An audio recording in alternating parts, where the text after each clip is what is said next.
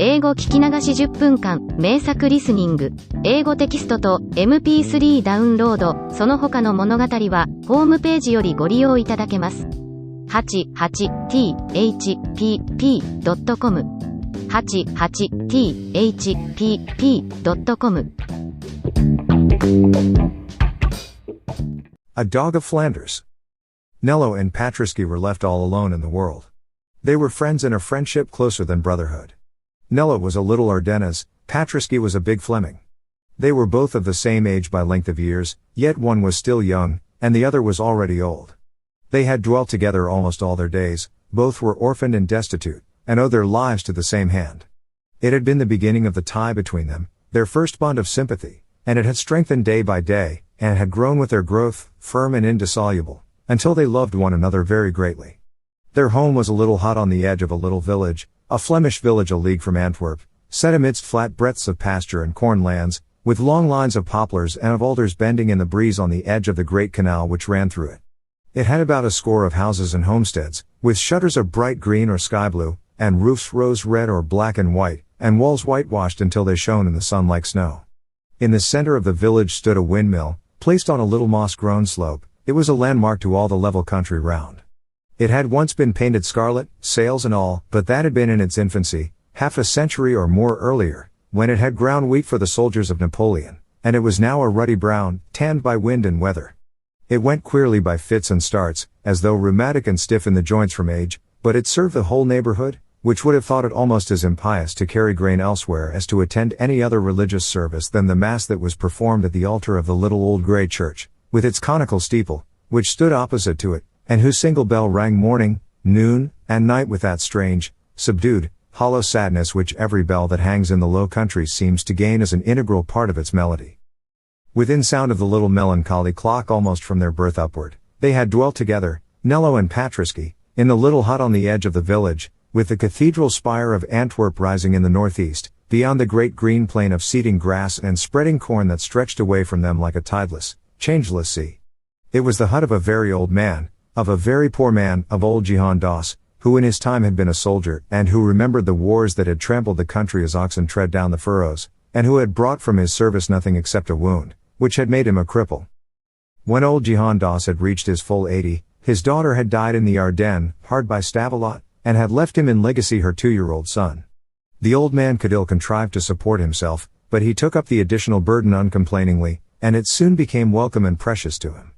Little Nello, which was but a pet diminutive for Nicholas, throve with him, and the old man and the little child lived in the poor little hut contentedly. It was a very humble little mud hut indeed, but it was clean and white as a seashell, and stood in a small plot of garden ground that yielded beans and herbs and pumpkins. They were very poor, terribly poor, many a day they had nothing at all to eat. They never by any chance had enough. To have had enough to eat would have been to have reached paradise at once.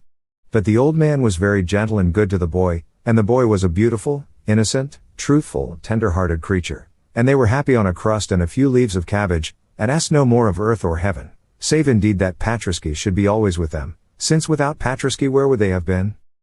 For Patriski was their alpha and omega, their treasury and granary, their store of gold and want of wealth, their breadwinner and minister, their only friend and comforter. Patriski dead or gone from them, they must have laid themselves down and died likewise. Patriski was body, brains, hands, head, and feet to both of them. Patriski was their very life, their very soul. For Jehan Doss was old and a cripple, and Nello was but a child, and Patriski was their dog. A dog of Flanders, yellow of hide, large of head and limb, with wolf-like ears that stood erect, and legs bowed and feet widened in the muscular development wrought in his breed by many generations of hard service. Patriski came of a race which had toiled hard and cruelly from sire to son in Flanders many a century, slaves of slaves, dogs of the people, beasts of the shafts and the harness, creatures that lived straining their sinews in the gall of the cart, and died breaking their hearts on the flints of the streets. Patriski had been born of parents who had labored hard all their days over the sharp-set stones of the various cities and the long, shadowless, weary roads of the two Flanders and of Brabant. He had been born to no other heritage than those of pain and of toil. He had been fed on curses and baptized with blows. Why not? It was a Christian country, and Patriski was but a dog. Before he was fully grown he had known the bitter gall of the cart and the collar. Before he had entered his 13th month he had become the property of a hardware dealer, who was accustomed to wander over the land north and south, from the blue sea to the green mountains. They sold him for a small price, because he was so young. This man was a drunkard and a brute. The life of Patriski was a life of hell. To deal the tortures of hell on the animal creation is a way which the Christians have of showing their belief in it.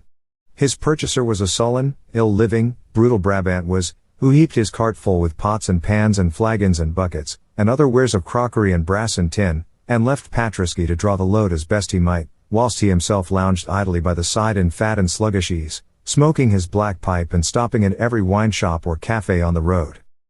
Happily for Patriski, or unhappily, he was very strong. He came of an iron race, long born and bred to such cruel travail, so that he did not die, but managed to drag on a wretched existence under the brutal burdens, the scarifying lashes, the hunger, the thirst, the blows, the curses, and the exhaustion which are the only wages with which the Flemings repay the most patient and laborious of all their four-footed victims. One day, after 2 years of this long and deadly agony, Patriski was going on as usual along one of the straight, dusty, unlovely roads that lead to the city of Rubens. It was full midsummer and very warm. His cart was very heavy, piled high with goods in metal and in earthenware. His owner sauntered on without noticing him otherwise than by the crack of the whip as it curled round his quivering loins. The Brabant had paused to drink beer himself at every wayside house, but he had forbidden Patriski to stop a moment for a draught from the canal. Going along thus, in the full sun, on a scorching highway, having eaten nothing for 24 hours, and, which was far worse to him, not having tasted water for near 12, being blind with dust, sore with blows, and stupefied with the merciless weight which dragged upon his loins, Patriski staggered and foamed a little at the mouth, and fell. He fell in the middle of the white, dusty road, in the full glare of the sun. He was sick unto death, and motionless. His master gave him the only medicine in his pharmacy, kicks and oaths and blows with a cudgel of oak, which had been often the only food and drink, the only wage and reward, ever offered to him. But Patriski was beyond the reach of any torture or of any curses. Patriski lay, dead to all appearances, down in the white powder of the summer dust. After a while, finding it useless to assail his ribs with punishment and his ears with maledictions, the Brabant deeming life gone in him, or going so nearly that his carcass was forever useless, unless indeed some one should strip it of the skin for gloves, cursed him fiercely in farewell, struck off the leathern bands of the harness, kicked his body aside into the grass, and, groaning and muttering in savage wrath, pushed the cart lazily along the road uphill, and left the dying dog for the ants to sting and for the crows to pick. It was the last day before Kermesse away at Louvain, and the Brabant was in haste to reach the fair and get a good place for his truck of brass wares. He was in fierce wrath, because Patriski had been a strong and much enduring animal, and because he himself had now the hard task of pushing his charrette all the way to Louvain. But to stay to look after Patriski never entered his thoughts. The beast was dying and useless, and he would steal, to replace him, the first large dog that he found wandering alone out of sight of its master. Patriski had cost him nothing, or next to nothing, and for 2 long, cruel years had made him toil ceaselessly in his service from sunrise to sunset, through summer and winter, in fair weather and foul. He had got a fair use and a good profit out of Patriski. Being human, he was wise, and left the dog to draw his last breath alone in the ditch, and have his bloodshot eyes plucked out as they might be by the birds, whilst he himself went on his way to beg and to steal, to eat and to drink, to dance and to sing, in the mirth at Louvain. A dying dog, a dog of the cart, why should he waste hours over its agonies at peril of losing a handful of copper coins, at peril of a shout of laughter? Patriski lay there, flung in the grass-green ditch. It was a busy road that day, and hundreds of people, on foot and on mules, in wagons or in carts, went by, tramping quickly and joyously on to Louvain. Some saw him, most did not even look, all passed on. A dead dog more or less, it was nothing in Brabant, it would be nothing anywhere in the world. After a time, among the holidaymakers, there came a little old man who was bent and lame and very feeble.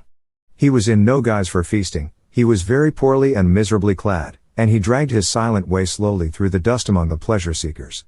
He looked at Patriski, paused, wondered, turned aside, then kneeled down in the rank grass and weeds of the ditch, and surveyed the dog with kindly eyes of pity. There was with him a little rosy, fair-haired, dark-eyed child of a few years old, who pattered in amidst the bushes, for him breast-high, and stood gazing with a pretty seriousness upon the poor, great, quiet beast. Thus it was that these two first met, the little Nello and the big Patriski. The upshot of that day was, that old Jehan Doss, with much laborious effort, drew the sufferer homeward to his own little hut, which was a stone's throw off amidst the fields, and there tended him with so much care that the sickness, which had been a brain seizure brought on by heat and thirst and exhaustion, with time and shade and rest passed away, and health and strength returned, and Patriski staggered up again upon his 4 stout, tawny legs. Now for many weeks he had been useless, powerless, sore, near to death, but all this time he had heard no rough word, had felt no harsh touch, but only the pitying murmurs of the child's voice and the soothing caress of the old man's hand. In his sickness they too had grown to care for him, this lonely man and the little happy child. He had a corner of the hut, with a heap of dry grass for his bed, and they had learned to listen eagerly for his breathing in the dark night, to tell them that he lived, and when he first was well enough to essay a loud, hollow, broken bay, they laughed aloud, and almost wept together for joy at such a sign of his sure restoration, and little Nello, in delighted glee, hung round his rugged neck with chains of marguerites, and kissed him with fresh and ruddy lips. So then, when Patriski arose, himself again, strong, big, gaunt, powerful, his great wistful eyes had a gentle astonishment in them that there were no curses to rouse him and no blows to drive him, and his heart awakened to a mighty love, which never wavered once in its fidelity whilst life abode with him. But Patriski, being a dog, was grateful. Patriski lay pondering long with grave, tender, musing brown eyes, watching the movements of his friends. Now, the old soldier, Jihan Das, could do nothing for his living but limp about a little with a small cart, with which he carried daily the milk cans of those happier neighbors who owned cattle away into the town of Antwerp. The villagers gave him the employment a little out of charity, more because it suited them well to send their milk into the town by so honest a carrier, and bide at home themselves to look after their gardens, their cows, their poultry, or their little fields. But it was becoming hard work for the old man. He was 83, and Antwerp was a good league off, or more. Patriski watched the milk cans come and go that one day when he had got well and was lying in the sun with the wreath of marguerites round his tawny neck. The next morning, Patriski, before the old man had touched the cart, arose and walked to it and placed himself betwixt its handles, and testified as plainly as dumb show could do his desire and his ability to work in return for the bread of charity that he had eaten. Jihan Das resisted long, for the old man was one of those who thought it a foul shame to bind dogs to labor for which nature never formed them. But Patriski would not be gainsaid. Finding they did not harness him, he tried to draw the cart onward with his teeth. At length Jihan Das gave way, vanquished by the persistence and the gratitude of this creature whom he had succored. He fashioned his cart so that Patriski could run in it, and this he did every morning of his life thenceforward. When the winter came, Jihan Das thanked the blessed fortune that had brought him to the dying dog in the ditch that fair day of Louvain, for he was very old, and he grew feebler with each year, and he would ill have known how to pull his load of milk cans over the snows and through the deep ruts in the mud if it had not been for the strength and the industry of the animal he had befriended. As for Patriski, it seemed heaven to him. After the frightful burdens that his old master had compelled him to strain under, at the call of the whip at every step, it seemed nothing to him but amusement to step out with this little light green cart, with its bright brass cans, by the side of the gentle old man who always paid him with a tender caress and with a kindly word. Besides, his work was over by 3 or 4 in the day, and after that time he was free to do as he would, to stretch himself, to sleep in the sun, to wander in the fields, to romp with the young child, or to play with his fellow dogs. Patriski was very happy. 英語聞き流し10分間、名作リスニング、英語テキストと MP3 ダウンロード、その他の物語は、ホームページよりご利用いただけます。88thpp.com 88thpp.com